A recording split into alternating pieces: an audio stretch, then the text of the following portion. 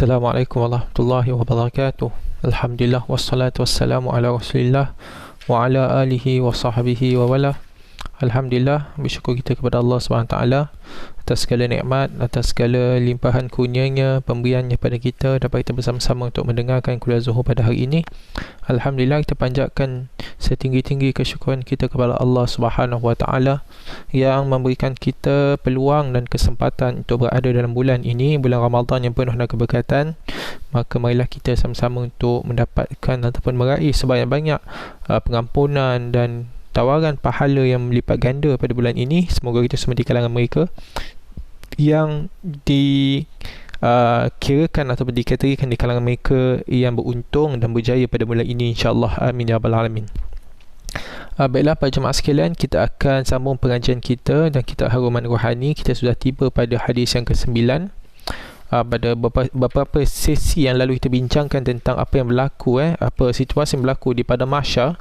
Dan hadis yang ke-9 ini berkaitan dengan api neraka, di mana dalam sebuah hadis ini Nabi SAW menceritakan tentang betapa dalamnya api neraka itu, iaitu sebuah hadis yang sahih diriwayatkan oleh Imam Muslim daripada Abi Hurairah radhiyallahu an, di mana Nabi SAW, Abi Hurairah mengatakan bahawasanya sesungguhnya kunna ma'a Rasulillah sallallahu alaihi wasallam iz sami'a wajibatan faqala hal tadruna ma hadza qulna Allah wa rasuluhu a'lam qala hadha hajarun rumya bihi fin nari منذ 70 kharifan فهو يهوي في النار الآن حتى انتهى إلى قعرها فسمعتم وجبتها رواه مسلم. Yang maksudnya daripada Abu Hurairah radhiyallahu anhuma, di mana dia berkata bahawasanya pada suatu hari ketika itu kami bersama dengan Nabi SAW, tiba-tiba kita dengar satu bunyi benda jatuh dengan kerasnya, itu dengan kuat, bunyinya kuat. Maka Nabi pun bersabda kepada para sahabat, tahukah kamu apakah bunyi itu? Maka para sahabat menjawab bahawasanya Allah dan Rasulnya itu lebih mengetahui. Maka Nabi pun menjawab bahawasanya ini adalah suara sebiji batu yang dilemparkan ke dalam api neraka sejak 70 tahun yang lalu. Maka batu itu terus jatuh menuju dasar api neraka, dan saat ini ia sampai ke dasarnya. Oleh sebab itu kamu mendengar bunyi jatuhnya. Hadis yang sahih yang diriwayatkan oleh Imam Muslim. Para jemaah sekalian, terus teranglah, untuk kita tahu betapa dalamnya api neraka atau jurang api neraka itu, ia tidak memberikan manfaat kepada kita, tetapi kita tahu ia dalam sangat kerana berdasarkan secara zahirnya hadis ini, di mana Nabi memberitahu pada kita bahawasanya apa yang dicampak, batu yang dicampak 70 tahun yang lalu, sekarang ini baru dia jatuh. Dan kita tahulah, kalau kita nak cuba bayangkanlah kiraan graviti kita di bumi, muka bumi ini, apabila kita campak benda berapa lama dia jatuh. Kita, bagi siapa yang ada kepakaran dalam ilmu matematik, boleh buat ada formula dia untuk kira. Tetapi apa yang kita pasti bahawasanya ia sangat dalam. Pasti ia sangat dalam. 70 tahun baru batu tu sampai ke dasarnya, dan bunyi itu sangat kuat. Dan itu bukan berlaku dekat api neraka, api neraka, dan sampai didengari oleh penduduk bumi. Itu didengari oleh para sahabat dan didengari oleh Nabi SAW. Dan mungkin Allah Ta'ala memang takdirkan bunyi itu didengari oleh Nabi dan para sahabat agar ia boleh menjadi satu iktibar untuk mereka dan untuk umat Islam, untuk kita juga, berdasarkan daripada pembacaan daripada hadis ini. Maka kita memang tak mampulah sebenarnya nak hitung. Kita pun tak boleh samakanlah kedudukan graviti kita dengan api neraka. Mungkin itu dua alam yang berbeza. Jadi kita tak boleh samakan, tetapi kita boleh ambil persamaan sedikit, di mana kita tahu ia sangat dalam api neraka itu. Dan yang lebih mengerikan lagi adalah bukan dalam dia, tetapi adalah apa yang berlaku di dalam api neraka itu.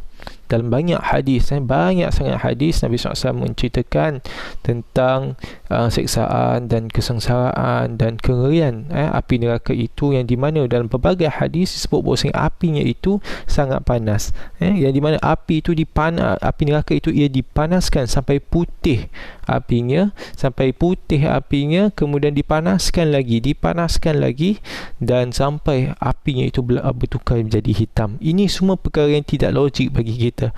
Tidak mungkin api itu ia boleh sampai jadi gitu warna dia, tetapi itu apa yang akan berlaku, dan apa yang berlaku dekat akhirat, di pada mahsyar, di api neraka, di syurga, itu semua adalah jauh daripada kemampuan akal kita untuk memahami dan logik kita untuk memahami para jemaah.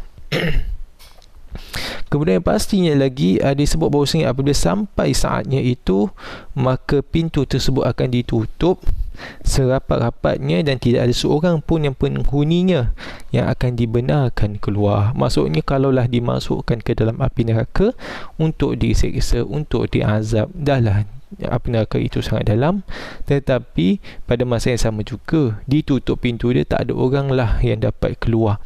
Kalau dah diseksa, dimasukkan, maka diseksa sampai waktu yang ditentukan, ataupun memang dia diseksakan sampai bila-bila.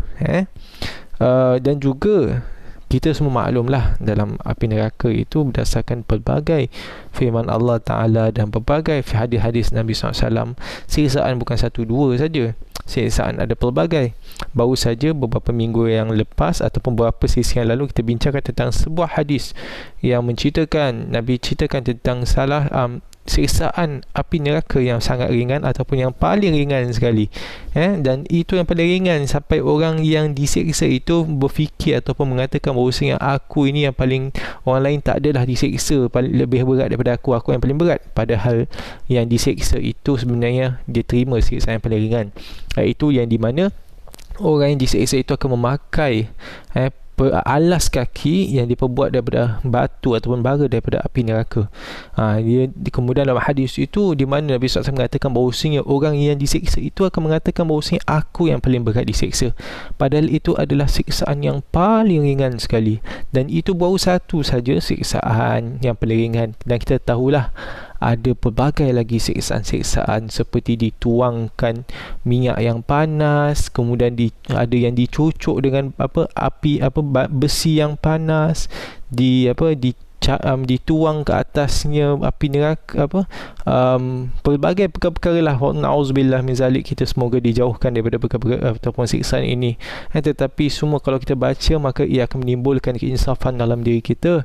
Kita baca, kita teliti hadis-hadis dan ayat-ayat Al-Quran menceritakan tentang azab ini, maka semoga ia memberikan kita sifat takut terhadap siksaan Allah Subhanahu Wa Taala, yang ia merupakan satu perkara yang pasti, yang akan satu perkara yang akan berlaku dan dijanjikan kepada mereka yang melanggar perintah-perintah Allah Subhanahu Wa Taala.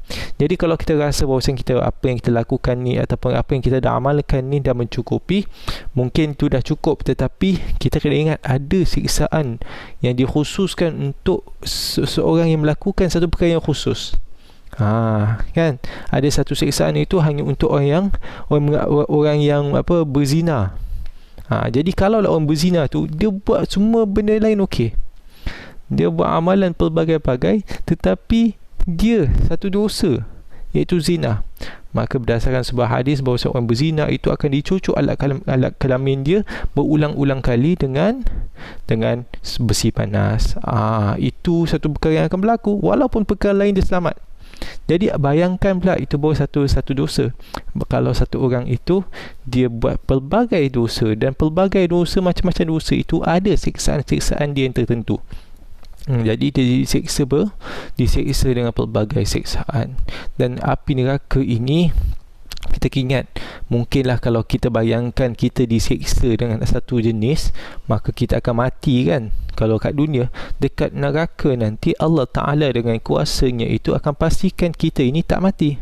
Itu kuasa Allah Ta'ala, kerana Allah mempunyai kuasa untuk membangkitkan umat manusia walaupun dia dah jadi abu, walaupun dia dah jadi tulang belulang tinggal saja, walaupun dicampak tulang belulang tu dekat semua sudut dekat dunia ini, nanti bila hari kebangkitan Allah Ta'ala akan bangkitkan dalam keadaan yang asal, satu tubuh badan macam gitu.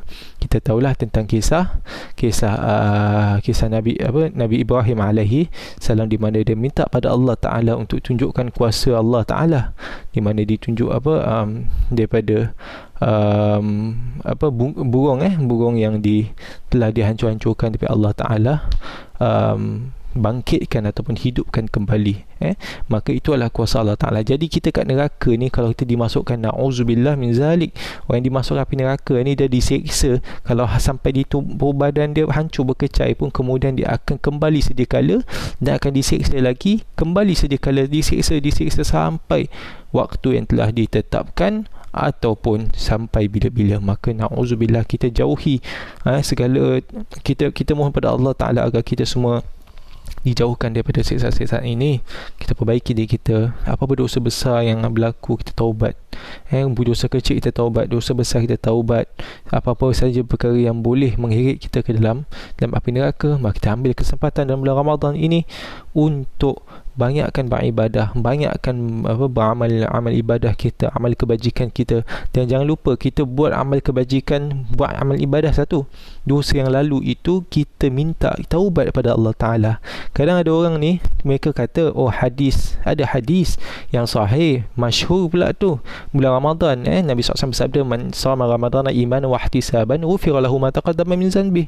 Siapa yang berpuasa pada bulan Ramadan dengan penuh keimanan dan pengharapan pengampunan daripada Allah Ta'ala, akan diampunkan segala dosa-dosa dia yang telah lalu, kan. Dia puasa je, tetapi itu syarat dia, imanan, dengan penuh keimanan dan penuh ihtisaban, dengan pengharapan. Kalau dia puasa macam biasa, tak rasa dia boleh dapat.